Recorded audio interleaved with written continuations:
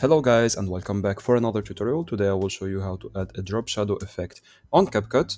So as you may know, there is not directly the option to add a drop shadow in CapCut for the images.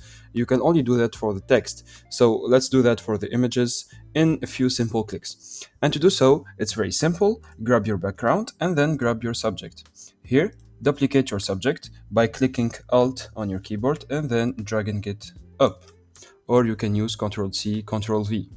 Then, for this bottom layer, you can move it like that, and here go to Adjust, and then scroll down.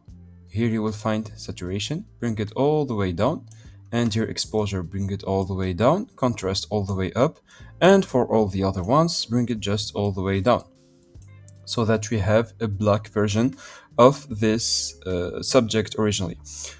Okay, so now what we're going to do is just go to Effects and here search for Blur.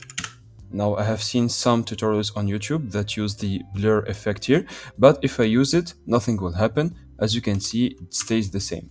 But if I use the motion blur, which is my working technique for today, we just have to make it centered like that.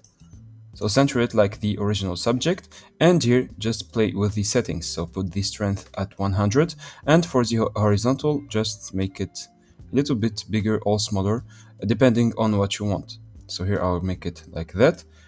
It's not perfect, but it's still better than without the drop shadow to make it pop out of the background. So that's it basically, guys. That's the method that I'm using right now to make the drop shadows in my edits. And yeah, I hope you enjoyed this tutorial. Don't forget to like and subscribe if it helped you.